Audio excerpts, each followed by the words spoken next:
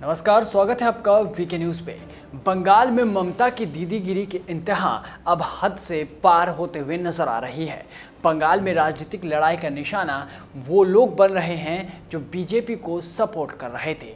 चुनाव खत्म होते ही ऐसी कई खबरें आई जब कथित टीएमसी के गुंडों ने आम लोगों पर वार किया।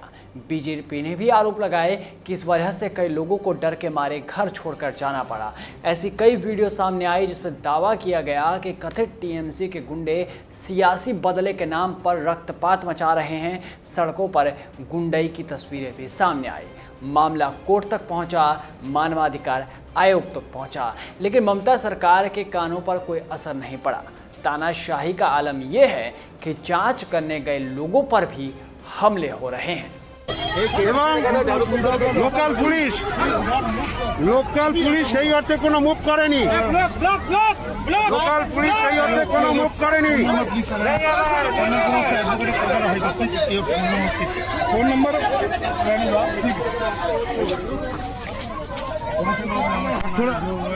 हेलो हेलो हेलो अब ये क्या देखा है बोलो। देखिए, मैं हाई कोर्ट ने जो कमेटी बनाई थी उस कमेटी के मेंबर के नाते, vice chairman of the national commission for minorities के नाते, जो हमारे पास कंप्लेंट्स थी, जो high court Kolkata high court के पास कंप्लेंट्स थी, उन कंप्लेंट्स को देखने के लिए यहाँ पर आए थे। हमने यहाँ पाया कि 40 से ज्यादा घर ऐसे हैं जो डिस्ट्रॉय हो गए हैं, जो यहाँ नहीं रहते। कुछ गुंडों ने हम पर भी अटैक करा, पुलिस पर भी अटैक करा, हमें मारने की कोशिश करी, हमें भगाने की कोशिश करी। ये हाल हमारे साथ है। तो एक आम सामान्य आदमी के साथ क्या होगा? लोकल पुलिस को ऑलरेडी इन्फॉर्म करा, लोकल पीएम को इन्फॉर्म करा, लोकल पुलिस को इन्फॉर्म करा। No one is present here.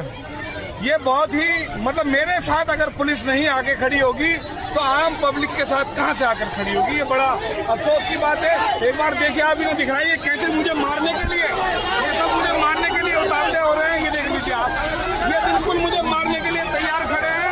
ये वीडियो एक बार देखिए आप।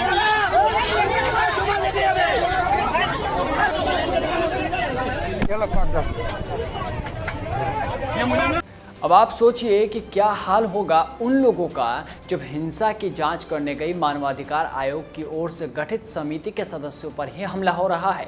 बता दें कि बंगाल हिंसा के दौरान कथित मानवाधिकार उल्लंघनों की जांच के लिए राष्ट्रीय मानवाधिकार आयोग द्वारा गठित समिति बंगाल दौरे पर थी। इस समिति के सदस्य राष्ट्रीय अल्पसंख्यक आयोग के उपाध्यक्ष आतिफ रशीद ने मंगलवार को दावा किया कि कोलकाता में बदमाशों ने उन पर और उनकी टीम के अन्य सदस्यों पर हमला किया।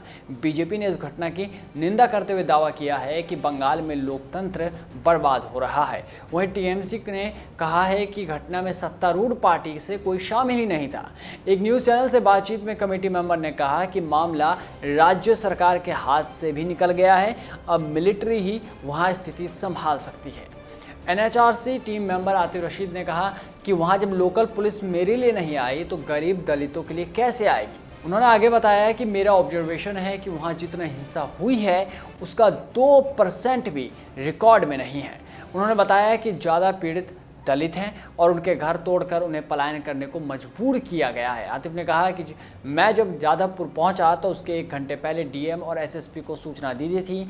पीड़ित काफ़ी डरे और सहमे हुए हैं, लेकिन मैंने शानू नाम के एक पीड़ित को तैयार कर लिया था कि वो हमें जगह दिखाएगा, लेकिन शानू पर भी हमला किया गया। उन्होंने बताया कि औरतें मांस काटने वाले चाकू को दिखा रही थी। जब अधिकारियों का ये हाल है जो सुरक्षा के साथ जा रहे हैं तो सोचिए कि आम जनता के साथ क्या ही हुआ होगा। क्रूरता की सारी हदें कैसे पार कर दी गई होगी। और कमाल की बात ये कि टूल किट गैंग, वामपंथी गैंग और विशेष लॉबी वालों के लिए अभी संविधान खतरे में नहीं आया है और ना ही अभिव्यक्ति की आज़ादी का हनन हुआ है।